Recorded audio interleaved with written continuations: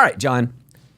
The 3 parts to a perfect estate plan. That's Here it. we are on episode 6, I believe. Part 3, episode 6. Yes. So we've covered a lot of ground here, though. We have. So we've talked about planning for incapacity. Mm-hmm. Then we started talking about non-probate transfers and tax considerations. We got all of that wound up, and it only took us 5 episodes to do it. That's right. Not bad. Not bad. And we might burn it out here in one more episode, to be determined. Yes, TBD. We'll see how far we get into that. But today, we're going to talk about protecting the beneficiary's inheritance. That's right. Probably one of the elements that is most commonly overlooked. You know, when I'm talking to people, they often will have personal concerns, right? Mm-hmm. They whether that's long-term care, taxes, whatever it is, right? They've got their personal concerns, and they may also they've experienced maybe a probate transfer or something like that with a family or a friend, and it was a train wreck. It was a nightmare. It took a long time. So they understand, you know, they're coming with some concerns of having a non-probate transfer of assets at death, and they want some guidance on that. It's unless their children have a particular issue that is already known, right? Like they come in and they say, well, we have 3 kids, but one of them has had drug problems or criminal problems or whatever the deal is, right? Or one of our children's disabled, right? They have a known issue that they want to address. But when they come in and they've got, 3 kids and they're just normal kids and they're doing normal kid things and they're adults and they're living their lives and some are married and maybe some are not. Maybe they have some grandkids, maybe they don't. But at that point, it's the typical is, well, we'll just leave everything to the 3 kids. Yep. And that's the end of it. They haven't thought past that at all. Mm-hmm. And that's really where, again, that's kind of a probably the most common omission when somebody is trying to create, again, the whole thing we're talking about, right? Creating the perfect estate plan. Yeah. What are all the elements? And this last element, and this is how I explain it to clients, is your job is to hope for the best, right? And what you want you want to leave behind perfectly healthy, happy, well-married, financially stable children. Well, good luck with that. Yes. Don't plan on that happening, though, right? You plan for all the stuff you hope doesn't happen. Mm-hmm. And so and for the most part, I have narrowed these down to what I call the 4 Ds. And then there's kind of a fifth one out there depending on the circumstances. But the 4 Ds are the things that you should be factoring in, right? So we can kind of jump in. So first one, disability. Yep. Right now, so I mentioned like people come in, they have a disabled child. Well, they know that this is an issue, right? They've dealt with it. But when you've got 3 perfectly healthy children, you're not really thinking about what happens if they become disabled. And a lot of times, again, the families coming in, they're like, well, we're worried about protecting our assets if we ever go to the nursing home. And then we're going to leave everything to the 3 kids once we get done. Okay, well, what if your kid beats you to the nursing home? Right. We've seen it happen before. Oh, yeah. Yeah. Yeah, I mean, plenty of times, especially, and I will say, one thing that I have been seeing over the years now, the World War II and Korea era generations. You know what they ate?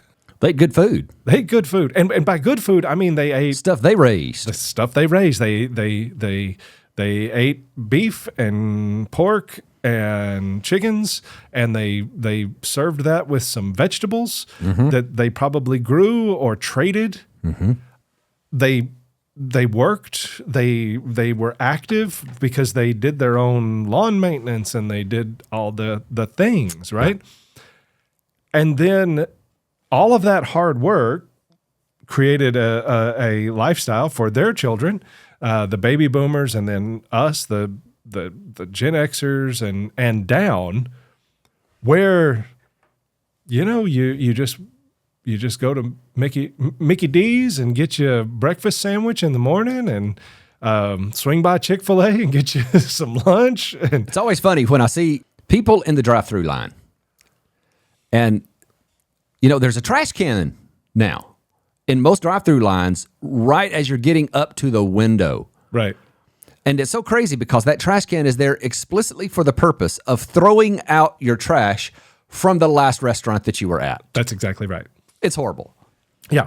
So the sedentary lifestyle combined with the poor diet, and so what you have is you've got this generation, the previous generations of the World War II Korea era veterans who are living into their 90s and healthy, and then you've got their 65-year-old children who are absolute health train wrecks. Yeah. And they've got Alzheimer's, they're having strokes, they're having heart attacks, and stuff like that. It's that good old FDA food pyramid we follow. Oh yeah, yeah. If you ever want, if you're the kind of person that believes what your government tells you, please research the food pyramid. Yes. I mean, what an absolute lie Yes. that thing was. I honestly, I think that probably killed more people than just about anything.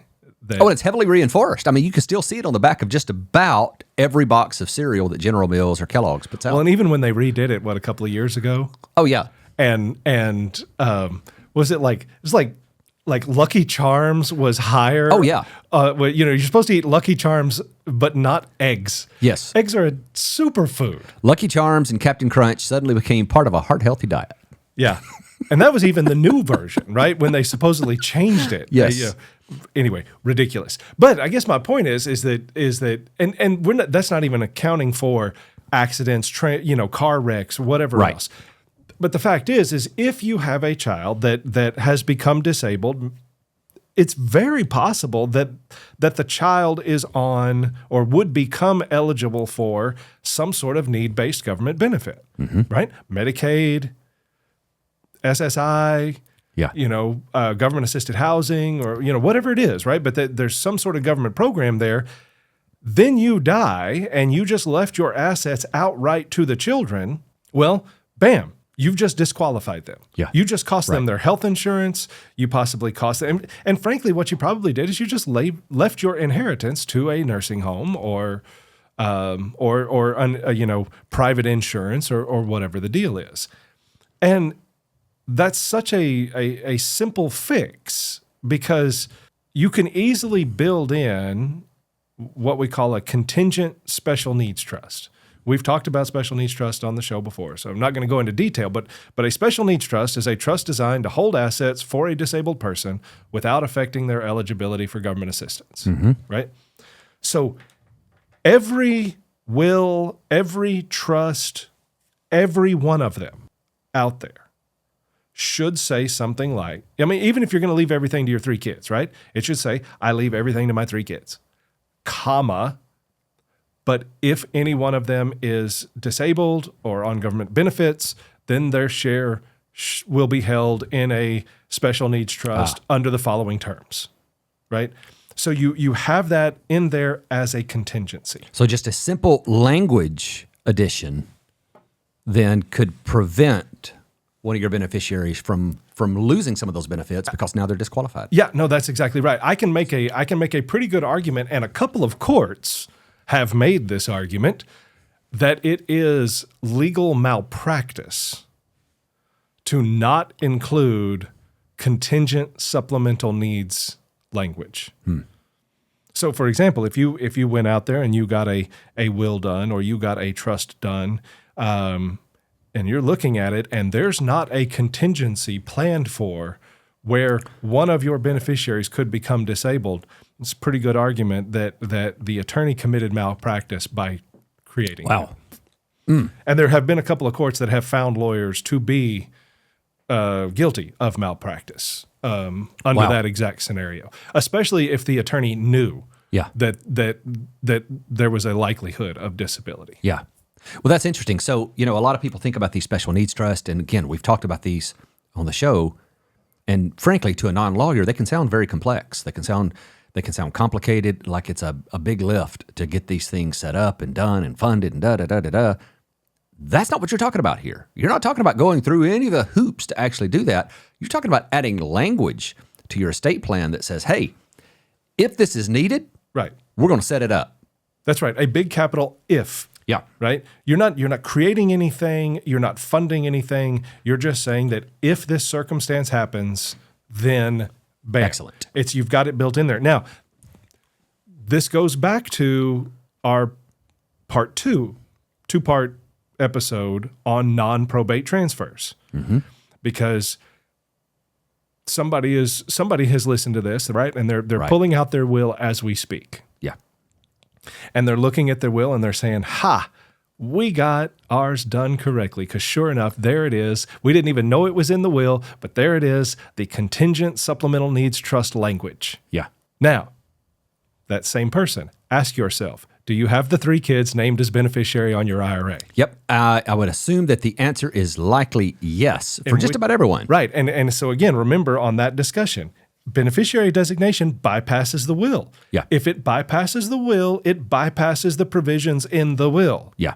And so that contingency is not going to be covered because you're planning differently. You have a will that says one thing and you have beneficiary designations that have another. Yeah. Right? So you've got to remember how all of these things pair up, right? Whereas like if you had a revocable trust with that same language in it and you had that beneficiary listed as the trust, well, then if the kids are healthy, it goes to the 3 kids. If one of the kids is not healthy, then it goes into trust for the kid, right? Yeah. And you've planned for that contingency now. Right.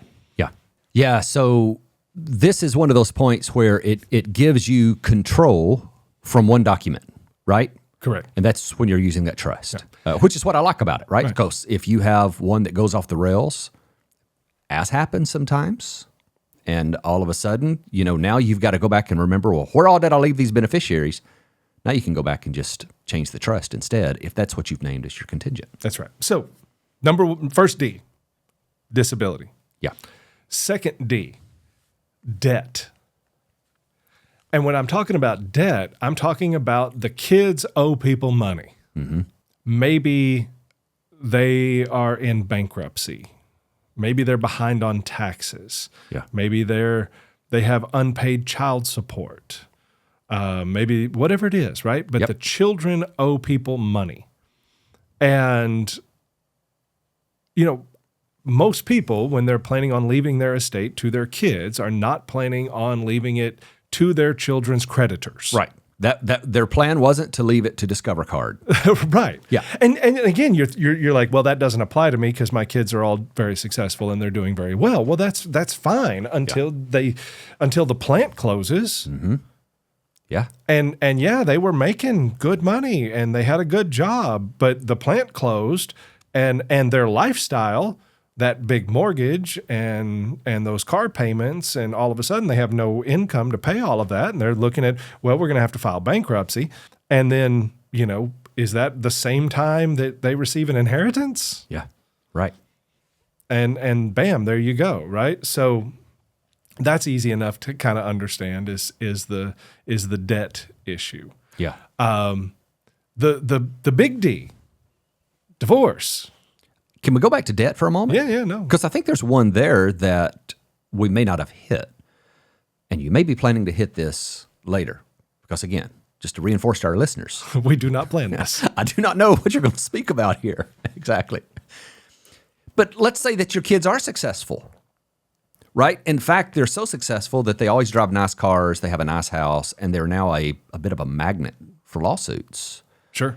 They get in a car wreck and they get a massive judgment entered against them. Well, all of their stuff's in protected assets, right? There's not much that the people can take, but they get a judgment. Right. And then you die, you leave money. What happens to that? Right. And so That effectively is a creditor at that point, right? Yeah, absolutely. And this is where you can really get into some interesting places in the law because, for example, in most states and in most federal bankruptcy kind of situations, in most states' creditor protections, a creditor cannot generally get to a retirement account. Now, there may be some limits depending on your state law, or it may be unlimited. Like Texas has an unlimited exemption from creditors on retirement accounts. Mm-hmm.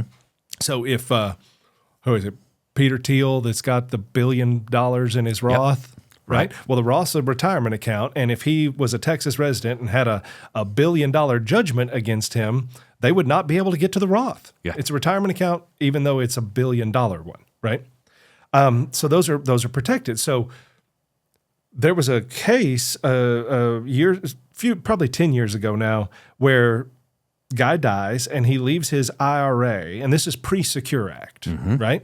But he leaves his IRA to his son, who rolls it over into an inherited IRA. Yep. And then the son has a creditor. And I think maybe he even filed bankruptcy or something like that. But he tried to say, look, it's a retirement account. Yeah. It's excluded. And that went all the way up to the Supreme Court. Supreme Court said, no, it's not. Yeah. They said those IRA protections are for your retirement. Yeah. And when you inherit an IRA, well, that's just a bonus. Yeah. Yeah. They were looking at the spirit of a retirement account, right? That's right. And that's for your protection in older age to be able to provide income and needs. Now, again, some states have expanded their laws post that Supreme Court opinion. So if you look at Texas law, for example, Texas law now expands the retirement account protections to inherited retirement accounts. Yeah. But it's not that way in every state yet. But it's not that way in every state, and it's not that way in the federal rules. Yeah. And so you can't even just say, well, I have a homestead and an IRA, and I'm going to leave my homestead and my IRA to my son, and he has creditors, but that'll be his homestead and his IRA, so he doesn't have any problems because those are non-exempt assets. Well, it's not his homestead. Yeah. So it doesn't get those protections. Right. It's not his IRA, and so he may not get those protections. Yeah. Whether it's lawsuit, whether it's creditors, debts, bankruptcy, and some of these debtors like the IRS, creditors like the IRS, child support, I mean, those are super creditors. Mm-hmm. They can attach assets right off the bat, if they're going to the person directly. So anyway. So let me make sure I'm clear on that. So let's say that it's child support or the IRS. You live in Texas, and the only assets you have is a large inherited IRA. Since the IRS is federal, and as you've said many times, federal law always trumps state law. Now we have a decision from the Supreme Court that says inherited IRA assets are not protected, but Texas law says they are. Now the IRS is coming after you. Can they touch your inherited IRA? Absolutely. Yeah. Yeah, absolutely. The IRS, and in fact, and again, the IRS and child support both are generally super creditors. And so, to give you an example, this a while back, but we were probating a will for somebody. They had died. They had a couple of kids. We filed the will with the court. I think we had maybe had the hearing that got the person appointed as the executor.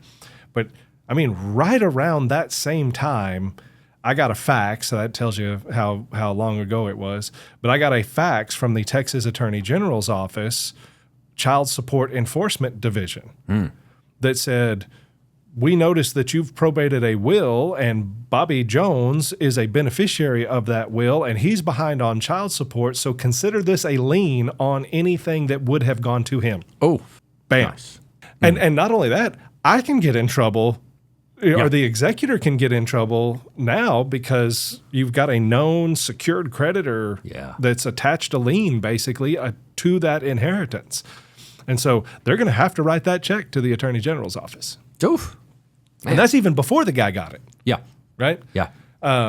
So anyway, that's so debts. So we've got disabilities, we've got debts. Number 3, divorce. Divorce is one that when I mention the 4 Ds to clients, I usually get a smile from the clients that are sitting across the table, and that's because it's just so prevalent. It is. They've had that experience either themselves or on behalf of one of their children already. Yeah. And I've been doing this 20 years. I've yet to have somebody that goes, yeah, I really enjoyed that divorce. Yeah, right. Nope. Real treat. Enjoyed every minute of it. Yeah. Enjoyed paying the lawyers, enjoyed fighting over the stuff. Feel like it really came out great. Yeah, right. Yes.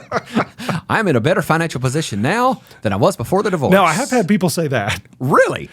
Well, I could construe a few positions. In a couple of situations where people were like, "Yeah, I'm much better off now."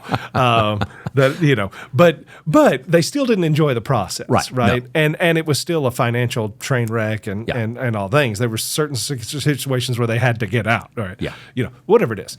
But here's where you start getting some confusion often, because now I'll switch states to Arkansas, because Texas is a community property state. Mm-hmm. But there's only 5 or 6 community property states: Texas, Louisiana, California. Yeah, it's not a very big list. Couple. Most states are separate property states. But even in a separate property state, so like Arkansas is a separate property state. But Arkansas has what they call marital property.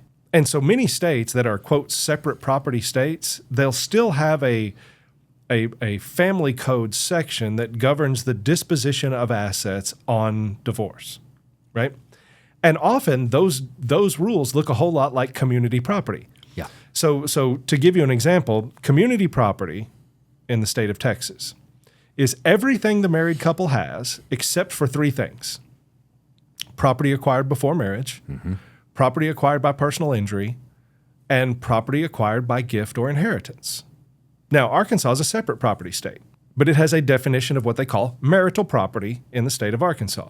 And the definition of marital property in the state of Arkansas is everything the married couple has except for 3 things: property acquired before marriage, property acquired by personal injury, and property acquired by gift or inheritance, right? So even though one's a separate property state, one's a community property state, the marital laws are identical, right? And so you're going to see that often throughout. But here's my point with all of this. One of those items that was separate property under both a community property state and a separate property state was a gift or inheritance. Mm-hmm. And so, and I've had some clients that are pretty smart, and they say, wait a second, I don't have to worry about my kid's bad marriage because whatever I leave them is their separate property. And that's true, sort of. So, Devin, I die, and I got a CD at the bank. And I leave that to you, either by will or by beneficiary designation or whatever. But I left that to my buddy Devin. Yes. So I die. The day you inherit that CD, that is Devin's separate property. Yep.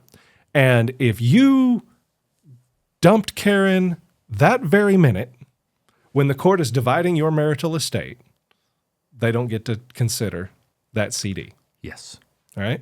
But what happens with that CD between day 1 and day 2? Yep. It accrued a little bit of interest. A little tiny bit of interest in that one day. Yeah.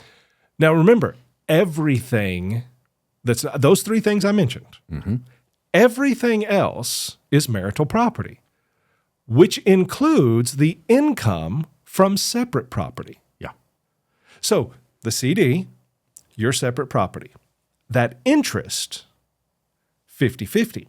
Yeah. What'd you do with the interest? Oh, it just got reinvested. It did. So now on day 2, that CD is mostly Devin's. Yes. And a little bit Karen's. Yes. And on day 2 and day 3, it's a little more Karen's. And day 4, it's a little bit more Karen's. Now stretch that out over 5 years. Right. And what happened during that 5 years? You that CD matured, and you took it over to your financial advisor. Right. And you put it in an account, but maybe you kept it separate. You put it in an account that was in your name. Right. Right? Except that CD was mostly yours and a little bit Karen's. Yeah. And they put it into some mutual funds, which earned some interest and some dividends, which got reinvested. And some of the stocks that were in there got bought and sold. And so there was some capital gains and some different things, right?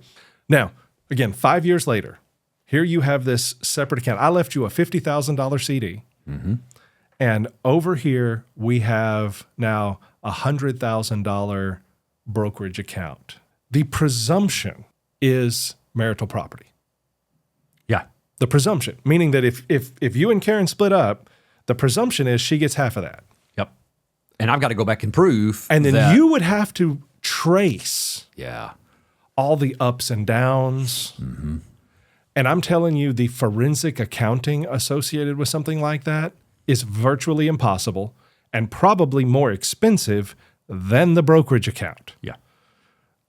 In which case, basically, it's 50-50 because you're not going to be able to overcome the presumption. Yeah.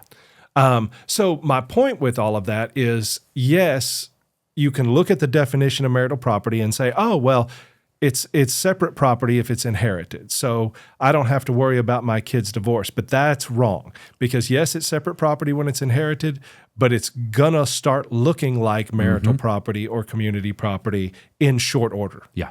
Right. Even if they keep it separate. Yep. Right? Yep. This is the same rule, by the way, for you later life marriage folks. Yeah. And you don't do a prenup because y'all have just agreed we're going to keep everything separate. Yes. I'm going to have my accounts over here. You keep your accounts over there. It's very easy, right? And we're just going to keep everything separate. That doesn't work. No. Because the income off of those assets and that's getting reinvested is marital property or community property. Right. And so just because you keep it separate, just because it's got your name on it, yeah, doesn't mean anything. Right.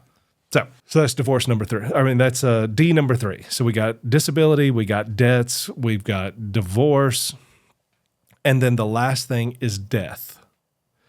And so this is the situation. I visited with a lady yesterday. She's 89, doing great. I mean, I would have pegged her for early 70s. Early, easy. If she'd have said, I'm 72, I wouldn't have blinked. I'd have just typed it in my notes and kept on going. She said 89, and it caught my attention. Yeah. Because, I mean, she drove to the office, bebopped her way in there, plopped down, started joking. We were having a good time.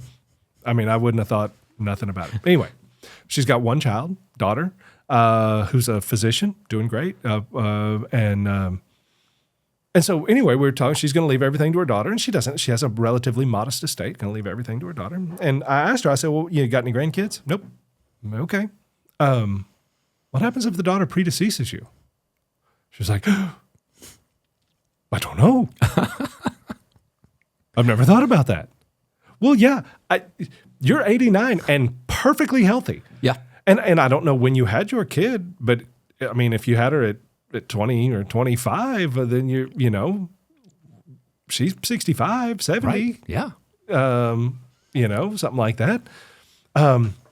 So, you know, that's a real possibility. Because I mean, if this lady's still kicking around at 100, I'm not going to be surprised. Yeah. She was in great shape. And so, yeah, what's another 10 years? If her 65-year-old daughter's 75, you know, people do die at 75. It happens pretty frequently, right? So, but she has no contingency there, right? So what happens if your beneficiary dies? You've got to look down the road there. Right. You cannot just assume that everybody that's alive today will be alive at the time of your death. And so you have a situation like this where there's no beneficiaries. More often, you'll have a situation where there are beneficiaries, but we need to look at them too. Because again, I'll use my own, you know, I have one granddaughter and one on the way now from the same daughter. So I'm about to have 2 granddaughters. If something were to happen to me, I would leave it to my daughter, who is the mother of those 2 kids. But if she's deceased, I would leave her share to her, what's soon to be 2 kids. But one's 4 and one's a fetus. Yes. You know, I can't leave assets to them. Yeah. Somebody's got to be in charge of that. Yeah. And I need to have covered that contingency. I need to say, okay, 1, here's who I leave it to. 2, if they're dead, here's who I leave it to. 3, if this lands in the hands of, say, a minor, here's who's in charge of it. Yeah. And how old does that minor need to be before they could be in charge of it? I mean, legally that's 18, but 18-year-olds are morons. All of them. I haven't. There's some really sharp ones out there that are still morons because they're 18. And you know, so you know, like I've got a personal injury case where there's some minor beneficiaries, and the PI attorneys have hired me because they want to set up trusts for the money that's going to go to these kids. When money goes directly to a kid, like sometimes I've had where somebody named a minor as a beneficiary on a life insurance policy, right? And basically the life insurance policy says, well, we're just going to hold the money until the kid turns 18. Then we're going to hand them $300,000. Yeah. That's exactly what they need. That's exactly Because they were already thinking about, do I really need to get any education? Right. Now we have money that will last them for a lifetime in their minds. It's going to last them about 3 weeks. Yeah. And so, and like in this PI case, I mean, I can set up because this is a personal injury case, the court can order that this money be held in trust, but even then only to 25. Yeah. And the mother, when I told that to the mother, she was like, well, we want it to be older than that. In fact, we don't even want to put an age limit on it. I want the trustee to be able to make a determination that they're mature enough before they hand it over to them. And I'm like, well, I appreciate your sentiment. Law says 25. Yeah. Best we can do.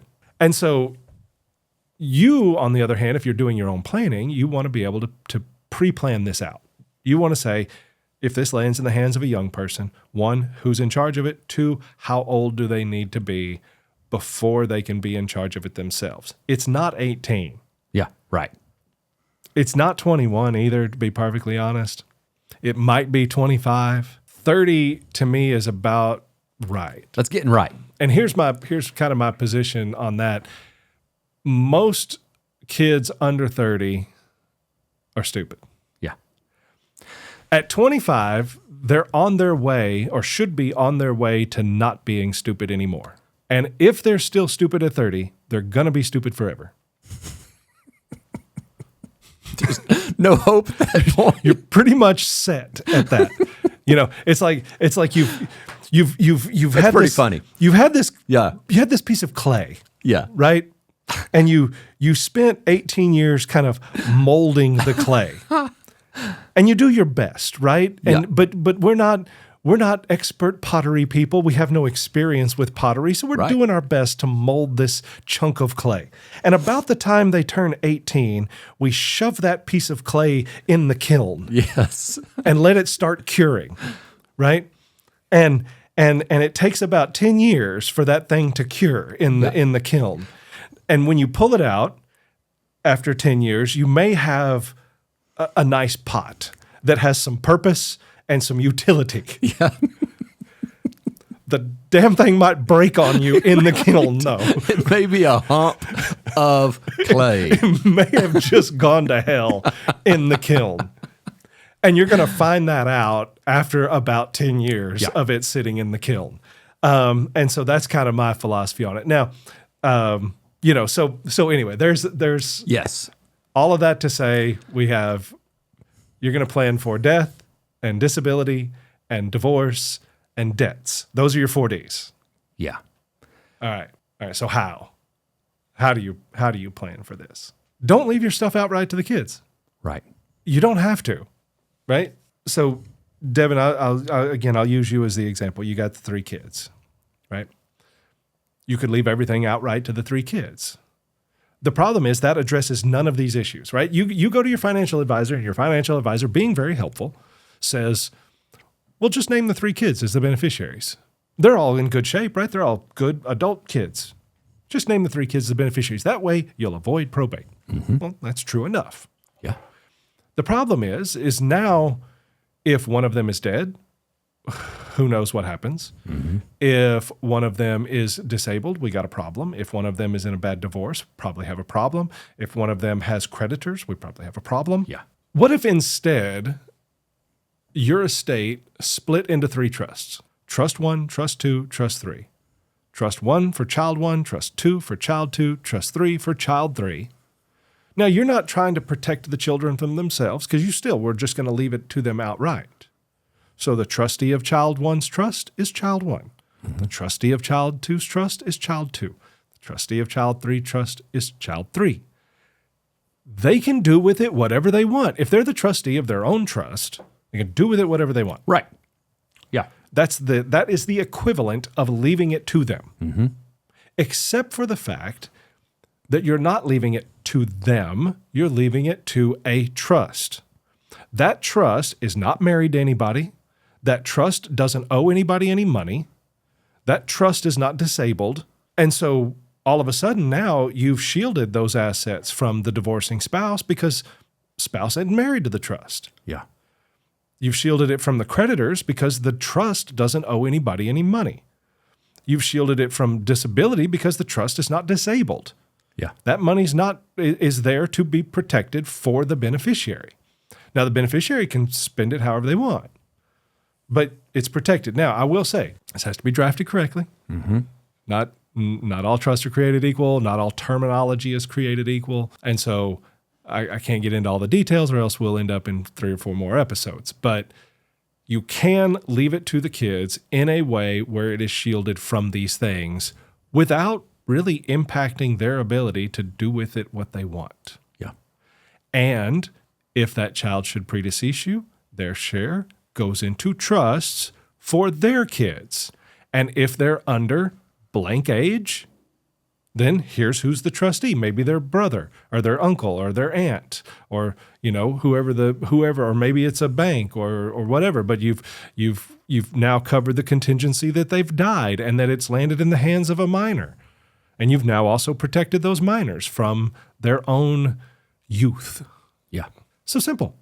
I mean, I will say that 95% of all of the estate planning that I do for people will have trusts for the children, continuing trusts for children. Yeah. None of this, well, when they get to 25, they can take it all out. Why? I see that all the time. Oh, we got a will, and it says we leave everything to the kids. If they're under 25, it goes into trust for them, and then when they turn 25, the trust terminates and all the money goes to them. Oh, they're going to be in perfect shape when they turn 25? You're sure of that? Yeah. They're not going to be. Why does the trust terminate at 25? What's so magical about that? Just let them become the trustee at 25. Yeah. But let them keep it in trust in case they married a stripper at 22 and that's now ending badly. Surely not. Why do we have to leave it? Why do we have to terminate it? So leave it in trust for the kids. Yeah. Well, so much of estate planning is it's like anything else, right? There's a recency bias that's there, and we assume that the way things are now are the way they're going to continue to be into the future. Recency bias. Yeah. You like that? That's a good phrase. Oh, it is. It is. So, and did you come up with that yourself? Right? No, I did not. No, okay. It's a well-known and established cognitive bias that is had some deep research done, and we have to deal with that in financial planning a lot. I would think. For example, John, let's say that the market has been doing really good for the last 4 years. What are you going to assume the market's going to do for the next 4 years? Really good. Really good, right? Yes. Yeah, I'm excited about investing. Yeah. And so when you have kids that are all good, they're still at home, everything is great, you kind of make the assumption that that's the way things are going to continue. And you do a lot of your estate planning thinking about that. That's right. And then when you have one that goes off the rails, you start thinking, okay, this could happen. And then you start building your estate plan with all of these convoluted mechanisms that you're talking about. Plan for what you hope doesn't happen. Yeah. Then hope for the best, right? Yes. Hope for the best, plan for the worst. Classic type of planning. All right. So what else we got on there? We do have a list. We have a list just to remind us of stuff. Oh, you did mention, so we talked about the minors. Yeah. If you have minor children, in addition to putting the assets in trust for them, you probably also need to be designating guardians for them. In the guardianship world, when you have a minor, and the parents are dead, there's going to be a court-appointed guardian typically. You don't want a situation where your death creates a custody battle. Right. And again, anybody who's been through a divorce or either directly or tangentially where there were minor children involved knows what I'm talking about. We had a case years ago. My wife it was her case, but there was a husband and wife. They had 3 minor children. The husband brutally murdered the wife, leaving in front of the 3 kids. Yeah. So mama's dead. Husband is going to prison forever. And then we had the dead woman's mother and stepfather who wanted to be in charge of the children. We had the dead mother's father and stepmother who wanted to be in charge of the children. We had the murderer's parents that wanted to be in charge of the children. And we had the murderer's sister who wanted to be in charge of the children. A 4-way custody battle. What we didn't have, anything from the dead mama. And nobody cared what the father had to say. Yeah, right. But we had nothing from the mother of who would she have wanted? Yeah. Who did she trust to be in charge of these kids? And every one of those people that were fighting were saying that she would have picked them. Absolutely. Yeah. That we're the best for whatever reason. Yeah.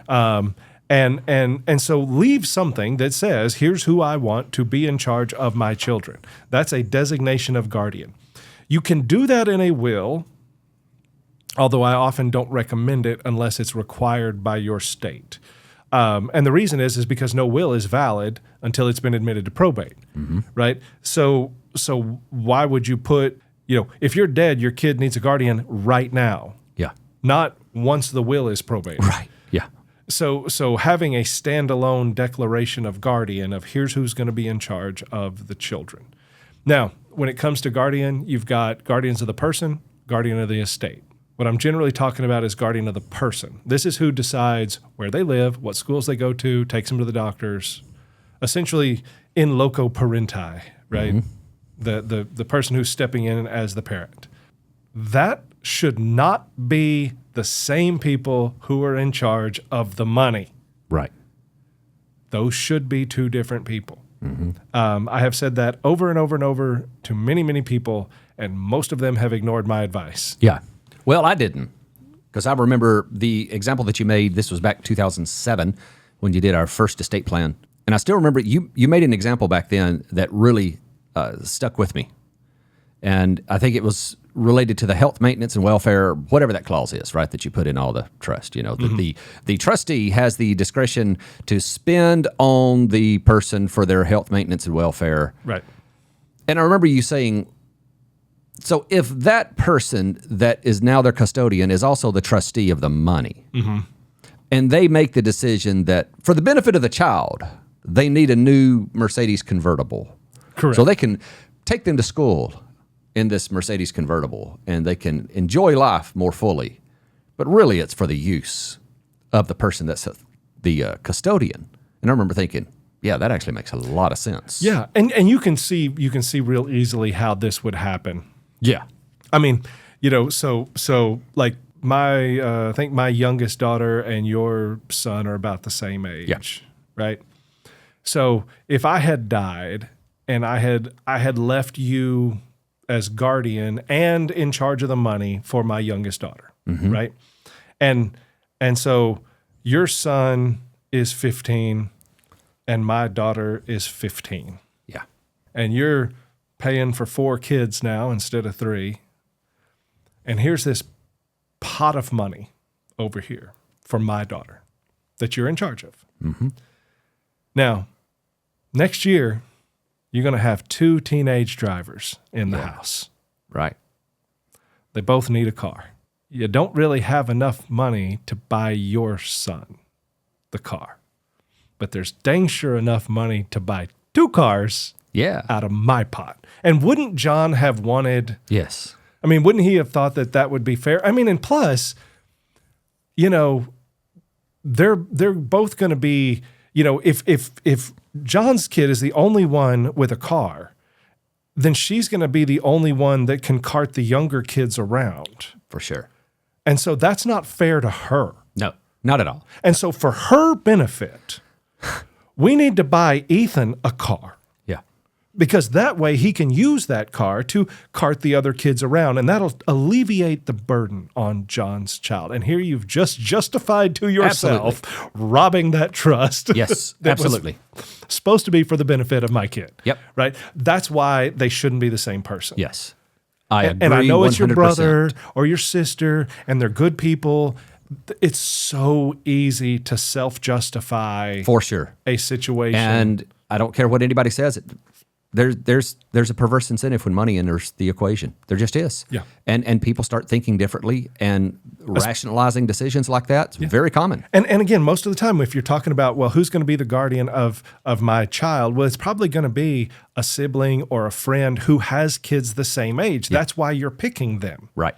Is because they're already doing the child care. You know they do it well. You trust them to raise your kid the same way you would raise your own.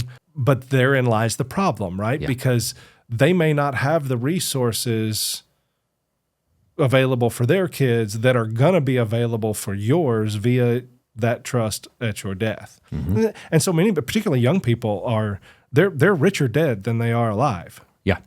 Because a 30-year-old can afford a big chunk of life insurance. Yeah. And their house is mortgaged. They hadn't put much in their 401k yet, but they got a bunch of life insurance, which makes them much wealthier dead than alive. At least they should. Or they should, probably.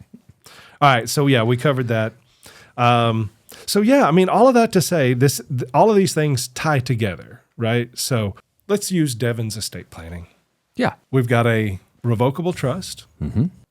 Devin and Karen are in charge of it. They can do with it whatever they want. Doesn't change any of their planning. But this was a bucket that we could throw all of y'all's stuff in.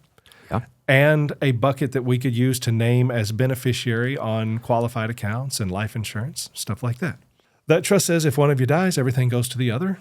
Now, there's some tax planning in there to maximize any death tax exemption that's available on the death of the first spouse, if that's applicable at that time. But otherwise, it's a nice, smooth, non-probate transfer from one spouse to the other with some tax planning built in there.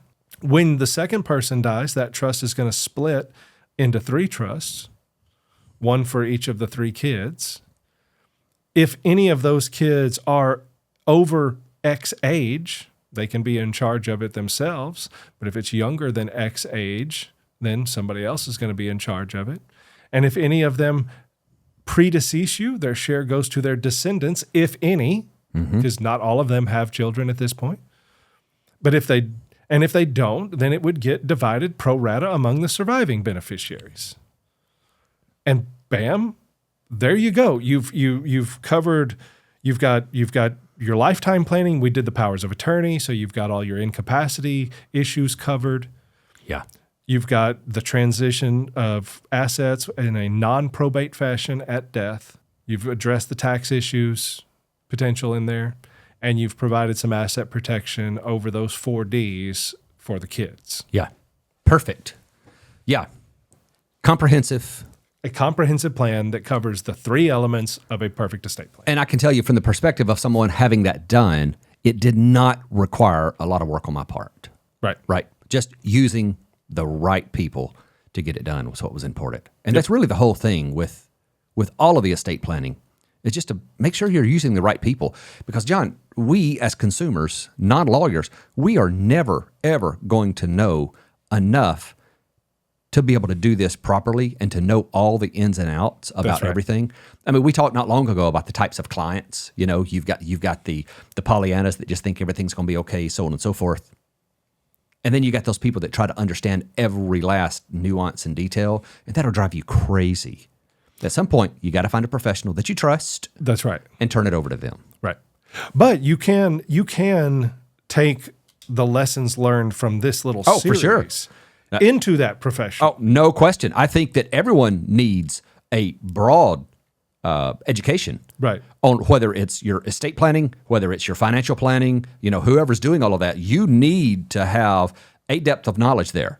Right. But you are going to drive yourself crazy if you try to understand every last nitpick and detail about it. That is absolutely true. From the very bare bones standpoint, if you got your little notepad out and you wrote plan for incapacity, plan for non-probate transfer at death, plan to protect the beneficiaries, and you walked into an estate planning attorney and said, how would you set up my estate to address these 3 things, and explain it to me? Mm-hmm.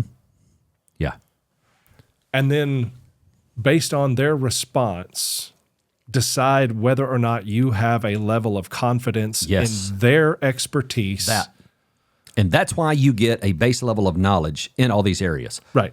But you don't have to know much more than that, right? Yeah. You now know there's three elements Yep. to that need to be addressed. You don't know how to address them. Yeah. But you also now need to know that if you're saying that and somebody says, you don't need to worry about non-probate transfer at death. I mean, you live in X state and probate process here is real easy, so Yeah. you don't really need to worry about that. No, go away. Yeah. That's just wrong. Right. Yeah. That's the attorney making assumptions that your estate isn't going to have creditors. Yes. I mean, all kinds of things, right? That whatever the probate process is today is what it's going to look like 10 or 15 or 20 years from now. Yeah. That you're going to stay in the same state. You're not going to move to a big city that does have a problem with probate process. And I mean, that's just a whole lot of assumptions that they have made for you. Yeah. Well, no. Right? So you already know non-probate transfer. It's going to be easier, smoother, better, period. Yep. End of story. So here's the three elements that I want to address in my estate planning. Perfect. Well, that's what I hope this entire series that we've done here, that's taken us 6 episodes to wrap up, I hope that it gives people that base level of knowledge that they're then able to go to a professional and get their estate planning set up correctly and have the information to be able to choose the right professional. Yep. And not absolutely. use some huckster that just says they can do it. Because there's a lot of attorneys that are hungry for money right now. That's true. Much like financial planners and much like tax advisors, they'll say what they have to get the business in the door. That's right. Perfect. John, let's wind it up. Cool. Shall we? Whew. I have to admit, I'm kind of relieved that we're finished with this series. Yeah, I am too. This was a long series. We talked, I don't know, if we added it all up, there's 4 to 5 hours of content here. I'd say. Just us talking about estate planning. Yeah. There's a lot. There's a bunch. Perfect. All right. Well, very good. And listeners, thank you so much for the reviews as well. Thank you for all of the kind words that you've had to say. And those reviews are very, very helpful to us, especially on Apple Podcast.